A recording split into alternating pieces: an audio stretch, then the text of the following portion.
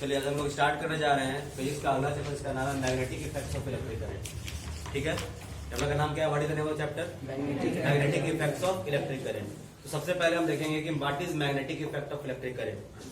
तो magnetic effect of electric current का मतलब होता है कि जब कोई करंट किसी कंडक्टर से पास करता है तो वो कंडक्टर अपने चारों ओर मैग्नेटिक फील्ड क्रिएट करता है। Whenever electric current passes through a conductor, it creates magnetic field around it, and this is called magnetic effect of electric current. इसको और सिंपल भाषा में बोला जाए तो हम ये बोल सकते हैं कि अगर किसी कंडक्टर या वायर के द्वारा अगर करंट पास करता है तो वो कंडक्टर आपको मैग्नेट की तरह बिहेव करने लगता है। कैसा बिहेव करने लगता है? मैग्नेट की तरह बिहेव करने लगता है। और इस बात का आपका पुष्टि मतलब बोल सकते हैं आप, इसका प्रूफ किसने किया था? हैंस क्रिस्टियन ओर्स्टेड ने। किसने किया था? हैंस क्रिस्टियन ओर्स्टेड ने। कैसे किया था? उन्होंने एक एक्सपेरिमेंट किया था। वो एक्सपेरिमेंट देखेंगे क्या किया था उन्होंने करंट के पास मैग्नेटिक इफेक्ट कैसे होता है इसको प्रूव करने के लिए एक्सपेरिमेंट किया था। उन्होंने एक कॉपर वायर लिया था XY और उस वायर के बगल में एक मैग्नेटिक कंपास रखा था। क्या रखा था? मैग्नेटिक कंपास, जिसमें एक निडल होता है जो नॉर्थ और साउथ के डायरेक्शन में हमेशा पॉइंट आउट करता है। ठीक है, अब देखो जब उस XY वायर को जब हम एक बैटरी से लगा देते हैं और इससे हम करंट पास करवाते हैं तो उन्होंने क्या देखा कि जैसे ही करंट पास किया इस सर्किट से तो इस कंपास निडल में क्या आ गया? डिफ्लेक्शन आ गया। क्या आ गया? डिफ्लेक्शन आ गया। और ये डिफ्लेक्शन शो करता है कि ये डिफ्लेक्शन हुआ, इसका मतलब इसमें क्या लगा? फोर्स लगा। और ये फोर्स कब लगा? जब इससे क्या पास किया? करंट। यानी करंट पास कर रहा है तो इस कंडक्टर के पास क्या आ गया? एक फोर्स आ गया। मतलब कंडक्टर क्या लगा रहा है? फोर्स लगा रहा है। वो फोर्स कहां से आया? Because of electric current. That means current के पास कौन सा इफेक्ट है? मैग्नेटिक इफेक्ट है। तो इस एक्सपेरिमेंट से प्रूफ होता है कि electric current has another property and that is magnetic effect. इसके पहले वाला चैप्टर हमने क्या पढ़ा था? करंट के पास कौन सा इफेक्ट होता है? Heating effect. क्या पढ़ा था हमने? Heating effect. और इस चैप्टर में आप क्या पढ़ रहे हो? क्या होता है? Magnetic effect. क्लियर है? तो पहला क्वेश्चन था what do you mean by magnetic effect of electric current. तो when electric current passes through a conductor or wire, it creates magnetic field around it, and this is called magnetic effect of electric current. Who discovered this effect? Hans Christian Oersted. Clear है? किसी को कोई दिक्कत नहीं? ये experiment है, अगर आएगा तो खुद से आप लिख सकते हो इसको। चलो, ये मैंने बता रखा है पहले आप लोगों को। कब किया था? 1820 में। Now the next topic is magnet. Magnet क्या होता है? तो मैग्नेट हम एक ऐसे सब्सटेंस को बोलते हैं जो आयरन, कोबाल्ट, निकल और किसको अट्रैक्ट करता है? बताइए। स्टील को। मैग्नेट हम ऐसे सब्सटेंस को बोलते हैं जो आयरन, कोबाल्ट, निकल और स्टील को क्या करे? अट्रैक्ट करे।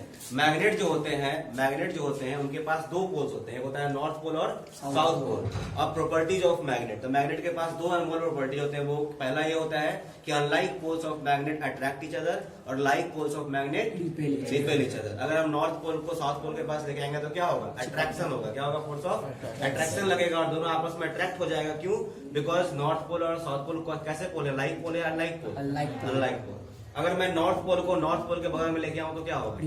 पोल्स को क्या लगेगा? रिपल्सन लगेगा। Because they are like poles. Because north और नॉर्थ कैसा है? एक जैसा है। तो एक जैसा के लिए क्या लगाते हैं? लाइक। तो like poles repel each other और like poles attract each other. ठीक है, इसके बाद हम देखेंगे magnetic field of a magnet. क्या देखेंगे? मैग्नेट का ये हो गया ना। अब क्या देखेंगे हम लोग?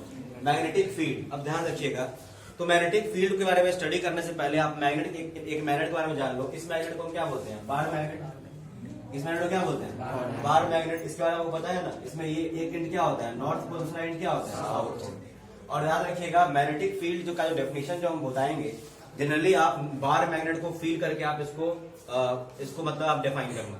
तो हम क्या पढ़ने जा रहे हैं? Magnetic field. तो मैग्नेटिक फील्ड का मतलब क्या हुआ? मैग्नेट का फील्ड है ना। फील्ड मतलब क्या होता है? एरिया, जगह, ये ना होगा। तो मैग्नेट का जगह किसको बोलेंगे?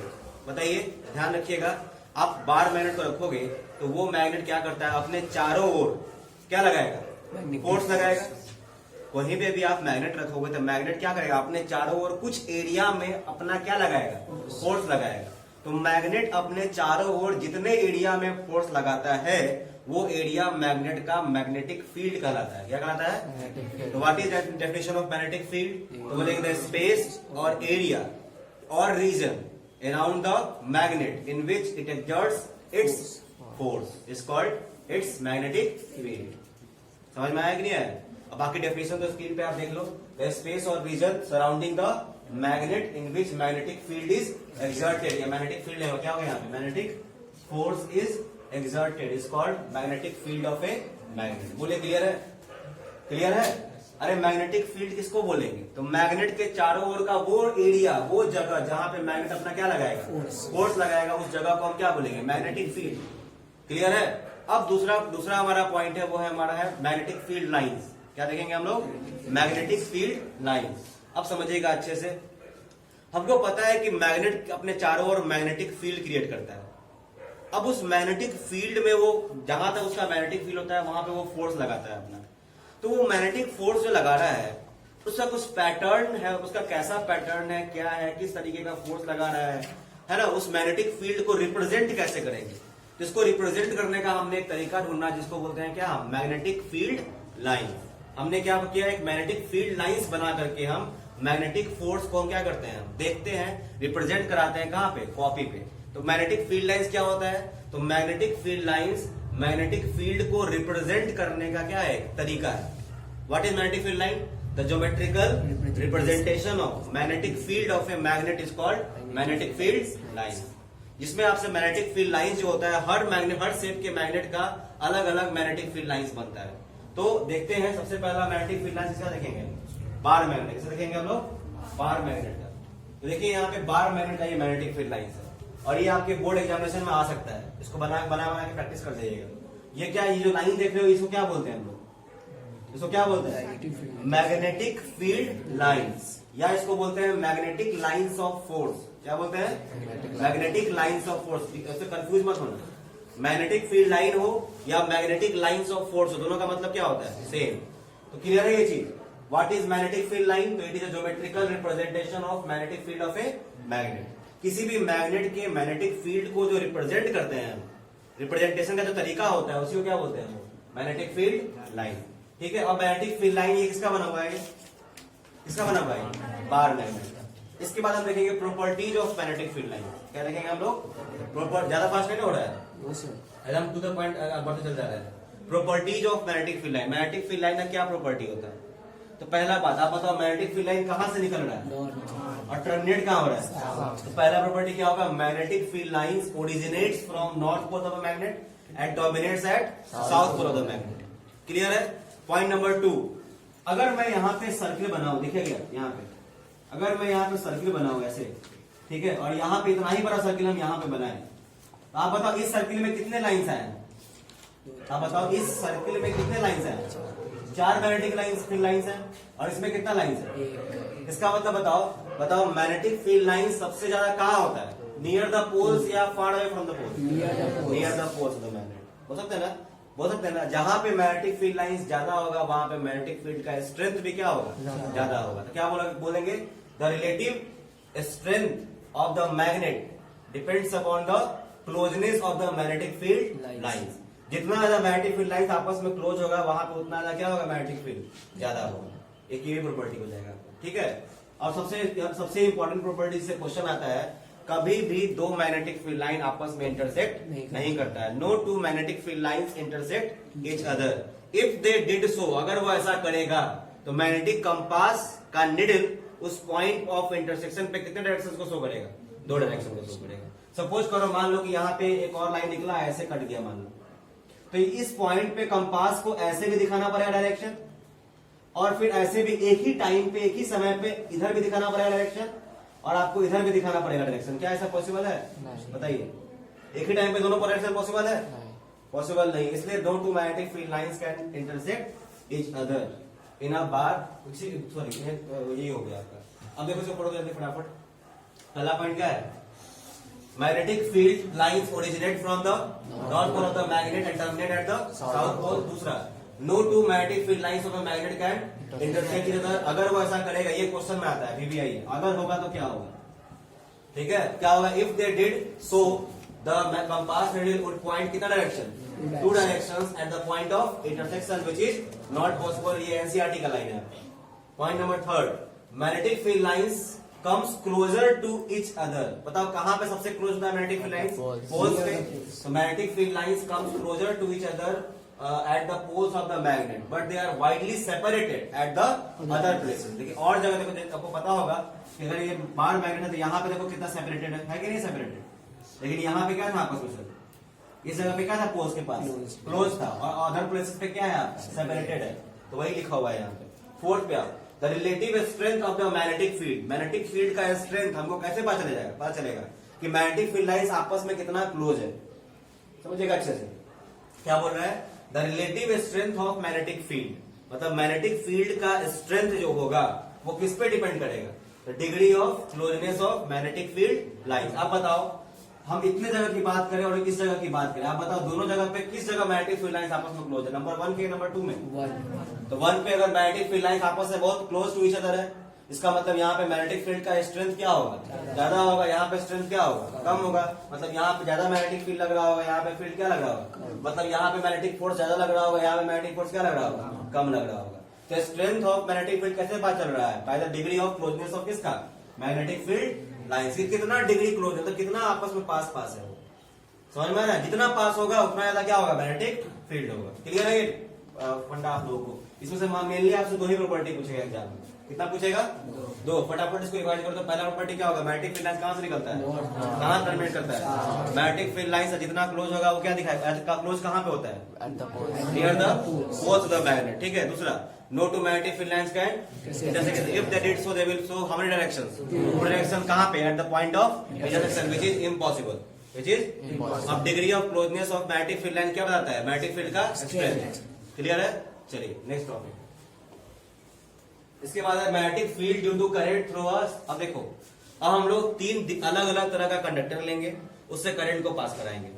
ठीक है, हम 3 शेप का कंडक्टर लेंगे और उससे क्या पास कराएंगे, करंट पास कराएंगे, और देखेंगे मैग्नेटिक फील्ड का पैटर्न कैसा बनेगा।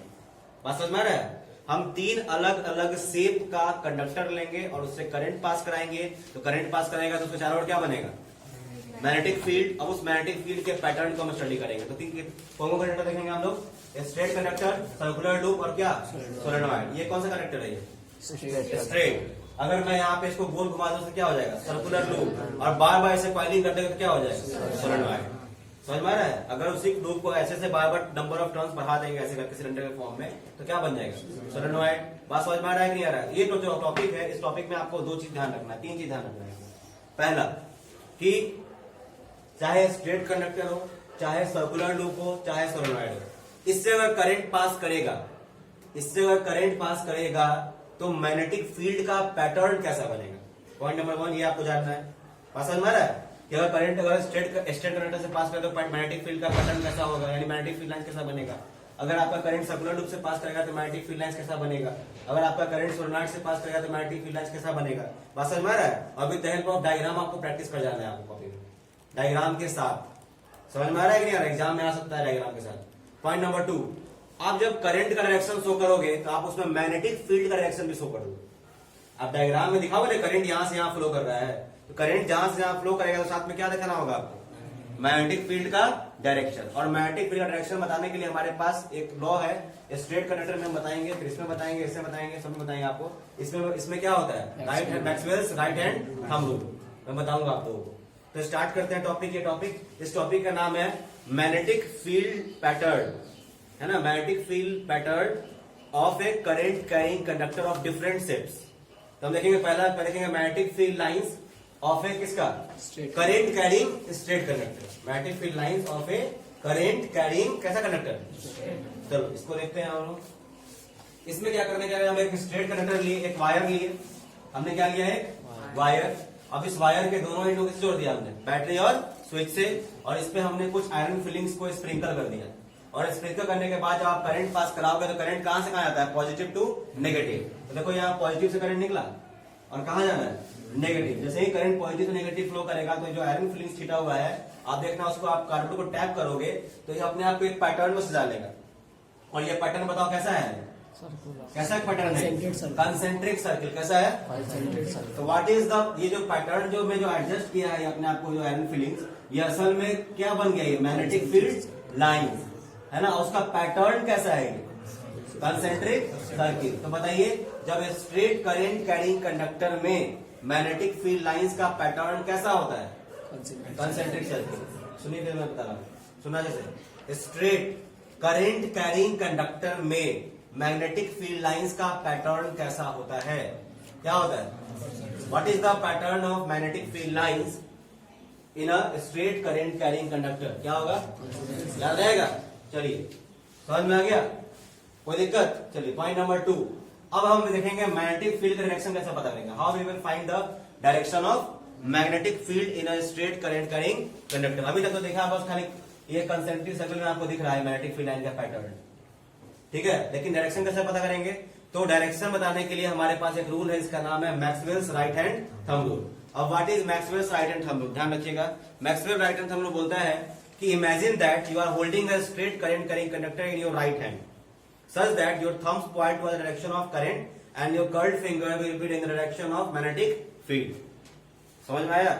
Maxwell right hand thumb rule बोलता है कि इमेजिन कीजिए कि आपने स्ट्रेट करंट कैरिंग कंडक्टर को अपने हाथ में पकड़ के रखा है इस तरीके से कि आपका अंगूठा करंट के डायरेक्शन में, अंगूठा के डायरेक्शन में हो, करंट के डायरेक्शन में। तो करंट कहाँ आ रहा है? ऊपर से नीचे, नीचे से ऊपर? बताओ यहाँ पे ऊपर से एरो दिख रहा है, एरो तो देख सकते हैं ना, कहाँ से कहाँ जा रहा है? तो ऊपर से नीचे करंट जा रहा है। मान लो कि ये हमारा करंट है, ऊपर से नीचे जा रहा है, ऊपर से नीचे, ये हरा कलर वाला करंट डायरेक्शन है मान लो। तो हम इसको पकड़ेंगे कैसे? मैं अंगूठा किधर रहेगा? करंट की डायरेक्शन में, तो ये नीचे रहेगा, अंगूठा ऊपर नीचे। तो बोल रहा है कि आपका जो कर्ल्ड फिंगर होगा, जो घुमा हुआ जो आपका फिंगर होगा, वो मैग्नेटिक फील्ड के डायरेक्शन को बताएगा। तो मेरा जो घुमा हुआ फिंगर है वो ऐसे जा रहा है, ऐसे जा रहा है, नहीं जा रहा है? तो ये कौन सा डायरेक्शन है? बताओ। क्लॉकवाइज। क्या है ये? क्लॉकवाइज। अब ऐसा इसका उल्टा हो जाए तो क्या हो जाएगा? Anti clockwise. देखो ध्यान से, अगर ऐसे है तो क्या होगा? क्लॉकवाइज। घड़ी ऐसे ही घूमता है ना, और उल्टा होगा, अगर ऐसे घूम रहा है तो क्या हो जाएगा? Anti clockwise. घड़ी का ऐसे घूमता है, टिक टिक ऐसे घूमता है, तो ये कौन सा हो गया? क्लॉकवाइज। अब वही उल्टा कर दो तो क्या हो गया? Anti clockwise. ध्यान देना यहाँ पे। अब देखो मैं ऐसे कर रहा हूँ, यहाँ पे इस पर लगाया मैंने अपना अंगूठा ऐसे करंट डायरेक्शन में, और कर्ल्ड फिंगर में ऐसे निकल रहा है, निकल रहा है ऐसे बाहर। इसका मतलब एरो इधर की ओर होगा या इधर की ओर होगा? इधर से की ओर होगा ना, ऐसे न जा रहा है, तो एरो मेरा इधर की ओर निकलेगा, यानी एरो मेरा ऐसे जाएगा। बोलिए यस और नो? Yes sir. होगा कि नहीं होगा? और देखो ऐसे जाएगा तो फिर ऐसे होगा, यहाँ पे आगे आगे होगा कि नहीं होगा? मिला कि नहीं मिला इसके साथ? तो बताओ ये ऐसे वाला डायरेक्शन वो कौन सा डायरेक्शन होता है हमारा? Anti clockwise. क्लॉकवाइज। तो यहाँ पे हमारा डायरेक्शन ऑफ मैग्नेटिक फील्ड क्या है? क्लॉकवाइज। अगर मैं सेम फंडा करूं इस तरीके से, अगर करंट ऊपर जा रहा हो तो सबको पता है कि कंसेंट्रिक सर्कल तो बनेगा ही बनेगा, इतना तो पता ही है सबको। अब बताइए इसमें डायरेक्शन ऑफ करंट क्या होगा? अगर करंट ऊपर जा रहा है क्या होगा?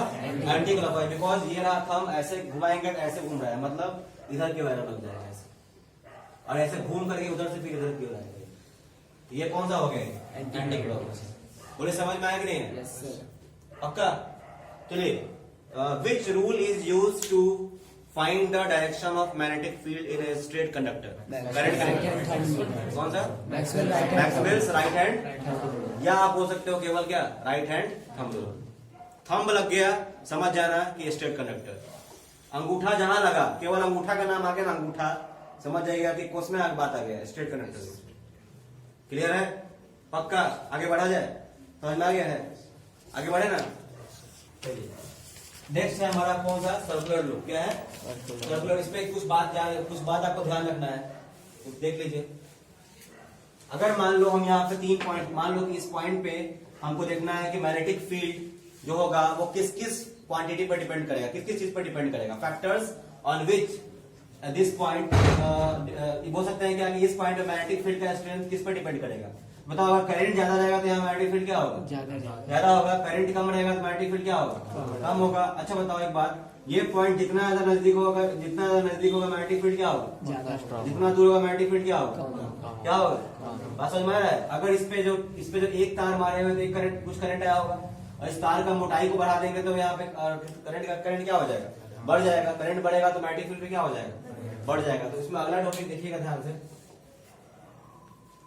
डायरेक्शन तो बता दिए ना आप लोगों को, पढ़ना है इसको, जरा पढ़ लीजिए फटाफट। Maxwell right hand thumb rule.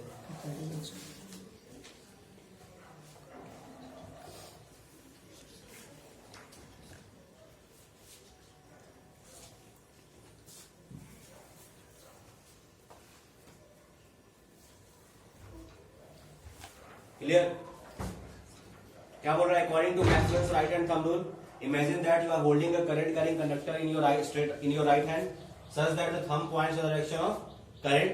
Then the direction of your curled finger will give you the direction of मतलब कर्ल्ड फिंगर का डायरेक्शन जो होगा वही किसका डायरेक्शन देगा, मैग्नेटिक फील्ड का डायरेक्शन कैन बी क्लॉकवाइज और anti clockwise, it depends upon the direction of current. देखो यहाँ करंट ऊपर जा रहा है तो डायरेक्शन क्या होगा, एंटी क्लॉकवाइज, नीचे जा रहा है तो क्या होगा, क्लॉकवाइज। क्लियर है, चलिए आगे। अब strength of magnetic field at a point due to current carrying straight wire, किसके डायरेक्टली प्रोपोर्शनल होता है, the amount of current passing through the wire. इसका मतलब समझ में आ रहा है कि स्ट्रेट करंट बोल रहा है ना कि स्ट्रेट वायर के चलते किसी पॉइंट पे जो मैग्नेटिक फील्ड का जो स्ट्रेंथ होगा वो किस पे डिपेंड करेगा, तो डायरेक्टली प्रोपोर्शनल होगा किसके, अमाउंट ऑफ करंट के जो कंडक्टर से क्या कर रहा है, फ्लो कर रहा है। जितना ज्यादा करंट होगा उतना ही ज्यादा इसमें क्या होगा, मैग्नेटिक फील्ड होगा। बात समझ में आ रहा है, बोल रहा है कि स्ट्रेट करंट कैरिंग कंडक्टर से, है ना, स्ट्रेट करंट है ना, बोल रहा है कि the strength of magnetic field कहां पे, at a point due to किसके, स्ट्रेट करंट कैरिंग वायर, किस पे डिपेंड करेगा, डिपेंड करेगा किस पे कितना करंट फ्लो कर रहा है। दूसरा किसके, इनवर्सली प्रोपोर्शनल का डिस्टेंस, अगर मान लो डिस्टेंस बढ़ रहा है तो मैग्नेटिक फील्ड क्या हो रहा है, आप सोचो ना, ये पॉइंट अगर जितना दूर ले जाओगे उस पर मैग्नेटिक फील्ड कम लगेगा या लगेगा, कम लगेगा। आप खुद सोचो, एगो पॉइंट ए लिए एगो पॉइंट बी लिए, आप बताइए किस पे फील्ड ज्यादा लगेगा, मैग्नेटिक फील्ड, तो डिस्टेंस अगर कम है तो मैग्नेटिक फील्ड क्या है, तो डायरेक्टली प्रोपोर्शनल है, इनवर्सली प्रोपोर्शनल है ना, इनवर्सली प्रोपोर्शनल। और वही डिस्टेंस ज्यादा है तो मैग्नेटिक फील्ड क्या होगा, तो उल्टा हो रहा है ना, इसलिए क्या हो गया, इनवर्सली प्रोपोर्शनल। तो देख रहे हो, current strength of magnetic field जो होगा इस पॉइंट पे वो क्या होगा, inversely proportional to the distance of that point, कहां से, from the wire of the conductor. बोले समझ में आया कि नहीं आया, समझ में आया। किसी पॉइंट पे मैग्नेटिक फील्ड का जो स्ट्रेंथ होगा स्ट्रेट करंट कैरिंग वायर के चलते वो डिपेंड करेगा, पहला किस पे, करंट पे, और दूसरा डिस्टेंस पे कि वो पॉइंट उस कंडक्टर से कितने दूरी पर है। अब करंट पे कैसे डिपेंड करेगा, तो डायरेक्टली प्रोपोर्शनल, और डिस्टेंस पे कैसे डिपेंड करेगा, इनवर्सली प्रोपोर्शनल। बोले समझ में आ गया है, अरे समझ में आया। बोले स्ट्रेट कंडक्टर में कौन सा रूल लगाते हैं डायरेक्शन निकालने के लिए मैग्नेटिक फील्ड का, राइट हैंड थंब रूल। चलिए समझ में आ गया, अगला बढ़ते हैं, ये वही बात है सब। अब magnetic field due to current through a circular wire और लूप, और वो क्या करना है, वही तार था स्ट्रेट, उसको गोल घुमा लिया ऐसे, अब घुमा लिया तो क्या बन गया आपको, सर्कुलर लूप बन गया। अब घुमा करके उसमें से ऐसे तार इधर निकाल लीजिए, इधर निकाल लीजिए, और उसमें क्या लगा दीजिए, बैटरी, है ना। लेकिन ध्यान रखिएगा उसको कार्डबोर्ड में घोप के निकालना है ना, इधर से कार्डबोर्ड में घोप दीजिए तार को, इधर से घोप दिए, इधर से निकाल करके और इसको जोड़ दिए किसमें, बैटरी में। और इसमें ये क्या है, कौन सी है, कार्डबोर्ड, और इस पे क्या छीट दिए हम लोग, आयरन फिलिंग्स। जैसे ही करंट पास कराइएगा तो देखिएगा आयरन फिलिंग्स आपको इस पैटर्न में अरेंज कर लेगा, समझ में। जैसे ही आप करंट पास कराओगे और इस कार्डबोर्ड को टैप करोगे, इसे ऐसे टैप करोगे 2-3-4 बार, तो अपने आप को इस पैटर्न में अरेंज कर लेगा। और बताइए ये असल में क्या है, क्या आप किस पैटर्न में, किसका पैटर्न हो गया ये, मैग्नेटिक फील्ड लाइन का क्या है, ये पैटर्न है, किसमें, तो सर्कुलर लूप में, जब उसमें क्या पास कराएंगे, करंट। अब बताना है कि what is the pattern of magnetic field lines in a current carrying circular loop. Current carrying circular loop में मैग्नेटिक फील्ड लाइन का पैटर्न कैसा होता है, सर्कुलर होता है। आप बोलोगे सर कंसेंट्रिक सर्कल क्यों नहीं बोलेंगे, आपका क्वेश्चन आएगा कि सर हम कंसेंट्रिक सर्कल क्यों नहीं बोलेंगे, क्योंकि बीच में लग रहा है क्या कंसेंट्रिक सर्कल, बताइए बीच में कैसा है, बीच में कैसा है, स्ट्रेट है, कैसा लाइन है ये, स्ट्रेट लाइन है, इसीलिए हम कंसेंट्रिक सर्कल नहीं बोलते, हम क्या बोलते हैं, इन the form of circle. Circular loop में मैग्नेटिक फील्ड लाइन का पैटर्न कैसा होता है, सर्कुलर। ध्यान रखिए, सर्कुलर में सर्कुलर, याद रखो तो बैठा लो दिमाग में, सर्कुलर में सर्कुलर। और जैसे जैसे सर्कुलर लूप में आप आगे की ओर बढ़ोगे सेंटर की तरफ, तो आपका ये सर्किल क्या होते जा रहा है, बिगर होते जा रहा है, क्या होते जा रहा है, बिगर होते जाएगा। और at the centre of the circular loop आपका मैग्नेटिक फील्ड लाइन का पैटर्न कैसा होगा, straight. At the centre of circular loop the pattern of magnetic field line is straight. Is it clear to all of you, सोचिए, समझ में आ गया। What is the पहला question, what is the pattern of magnetic field line in a straight current carrying circular, sorry straight नहीं, what is the pattern of magnetic field line in a current carrying circular loop, दूसरा what is the pattern of magnetic field line at the center of circular loop, straight। Clear है, चलिए point number 2। इसके बाद आपको इसमें ये activity समझ में आ गया है ना, इसके बाद आपको इसमें सबसे बड़ी बात जाननी है कि इस सर्कुलर लूप के सेंटर पे जो मैग्नेटिक फील्ड का जो स्ट्रेंथ होगा वो किन किन चीजों पे डिपेंड करेगा। फिर से मैं रिपीट कर रहा हूं, सर्कुलर लूप के सेंटर पे, करंट कैरिंग सर्कुलर लूप के सेंटर पे जो मैग्नेटिक फील्ड का जो ताकत होगा, स्ट्रेंथ होगा, वो किस किस चीज पे डिपेंड करेगा।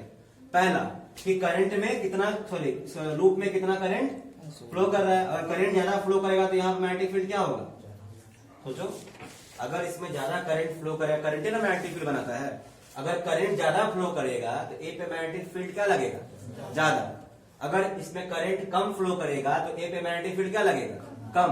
तो बताइए सर्कुलर लूप के सेंटर पे मैग्नेटिक फील्ड का स्ट्रेंथ किस पे डिपेंड कर रहा है, amount of current flowing through the circular loop. बोलिए क्लियर है कि नहीं क्लियर है, क्लियर है। सर्कुलर लूप के सेंटर पे, बीच में, ठीक है, मैग्नेटिक फील्ड जो होगा वो किस बात पे डिपेंड करेगा, किस पे डिपेंड करेगा, करंट पे, जो कि सर्कुलर लूप में क्या कर रहा है, फ्लो कर रहा है। अगर करंट ज्यादा तो मैग्नेटिक फील्ड क्या होगा, ज्यादा। करंट कम, मैग्नेटिक फील्ड क्या होगा, तो डायरेक्टली प्रोपोर्शनल। क्लियर है। पॉइंट नंबर 2, अगर इस सर्कुलर लूप का रेडियस हम घटा दें, अगर इस सर्कुलर लूप का रेडियस कर दें तो सेंटर पे मैग्नेटिक फील्ड ज्यादा लगेगा या कम लगेगा, ज्यादा लगेगा। सोचो इतना बड़ा है ना, इतना बना छोटा सा कर दिए इनमें, तो पास में ना आ गया। अब ये सेंटर इस वायर से पास में आ गया ना, तो बताइए मैग्नेटिक फील्ड का स्ट्रेंथ क्या, करंट उतना पास करा रहा है, करंट में कोई चेंजिंग नहीं है। तो बताइए ए पे करंट क्या हो जाएगा, सॉरी मैग्नेटिक फील्ड क्या हो जाएगा, होगा कि नहीं होगा। तो बताइए रेडियस जब घट रहा है, यहाँ मान लो स्मॉल आ रहा है, यहाँ पे मान लेते क्या है कैपिटल आर, तो बताओ किस पॉइंट में ज्यादा करंट होगा, ए डैश पे मैग्नेटिक फील्ड ज्यादा होगा या ए पे मैग्नेटिक फील्ड ज्यादा होगा। क्यों, क्योंकि ये सर्कुलर लूप का रेडियस क्या है, कम है, इसका रेडियस क्या है। तो रेडियस बढ़ रहा है तो मैग्नेटिक फील्ड क्या हो रहा है, घट रहा है, और रेडियस घट रहा है तो मैग्नेटिक फील्ड क्या हो रहा है, कहां पे magnetic field, eight the centre of the circular loop. बोले क्लियर है, अरे क्लियर है। तो पहला पॉइंट मेरा क्वेश्चन ये है कि सर्कुलर लूप के सेंटर पे मैग्नेटिक फील्ड का स्ट्रेंथ, पहला पॉइंट किस पे डिपेंड करेगा, amount of current flowing through the circular loop. किस तरीके से डिपेंड करेगा, डायरेक्टली प्रोपोर्शनल। ठीक है। पॉइंट नंबर 2, और किस पे डिपेंड करेगा, radius of the circular loop पे। अगर रेडियस ज्यादा होगा तो आपका वहां पे मैग्नेटिक फील्ड का स्ट्रेंथ क्या होगा, कम होगा, और रेडियस कम होगा तो मैग्नेटिक फील्ड का स्ट्रेंथ क्या होगा, ज्यादा होगा। क्लियर है। चलो आइए तीसरा बात, और एक और पे डिपेंड करेगा क्या, number of turns of the circular loop. किस पे डिपेंड करेगा, नंबर ऑफ टर्न्स। अगर नंबर ऑफ टर्न्स हम बढ़ा देंगे, यहाँ पे अभी एक बार मारा हुआ है ना गोल, अगर इसको क्या बार कर देंगे, 4 बार कर दीजिएगा तो यहाँ पे 4 गुना इलेक्ट्रिक फील्ड हो जाएगा। क्या हो जाएगा, 4 गुना। अब 5 बार कर देंगे तो 6 बार कर देंगे तो 50 बार कर देंगे तो होगा। समझ में आ रहा है कि नहीं आ रहा है। इसका मतलब क्या हुआ कि मैग्नेटिक फील्ड का स्ट्रेंथ किस पे डिपेंड कर रहा है, number of turns of the coils of the circular loop. समझ में आया कि नहीं आया, बोलिए। बताइए 3 बात इस पे डिपेंड करता है मैग्नेटिक फील्ड का स्ट्रेंथ सेंटर पे, अमाउंट ऑफ करंट, दूसरा डिस्टेंस या रेडियस सर्कुलर लूप, तीसरा number of turns of the coil. Clear है। चलिए फटाफट इसको पढ़िए, इस पॉइंट को, तीनों पॉइंट को। वही बात है जो मैंने बोला है।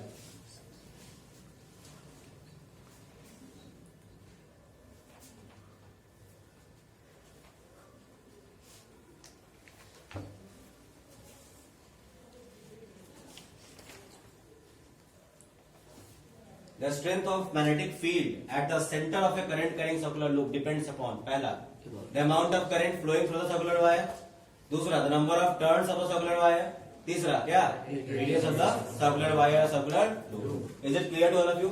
अब बोल रहा है अगर उसमें n टर्न मारेंगे तो मैग्नेटिक फील्ड भी कितना गुना हो जाएगा, n गुना।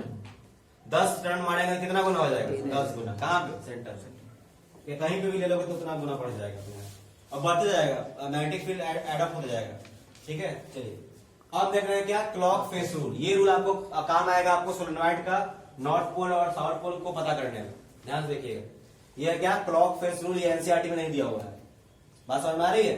अब ये क्लॉक फेस रूल क्या होता है, ध्यान दीजिएगा। अगर करंट क्लॉक, दिमाग में बैठा लीजिए, अगर करंट क्लॉकवाइज, अगर 2 फेस होता है ना, मान लो कोई सर्कुलर वायर है, क्या है, एक गोल तार ले लो आप, और सामने एक इस साइड से देखो और एक उस साइड से देखो। अगर आप इस साइड से देखोगे क्लॉकवाइज, उधर के लिए क्या हो जाएगा, अगर इधर मेरा एंटी क्लॉकवाइज, उधर क्या हो जाएगा, तो फेस रूल है, मतलब आप फेस जिस तरफ से फेस से आप देख रहे हो, जिस आपका फेस जिस उस लूप के फेस को देख रहा है उस तरफ देखना है आपको, ठीक है।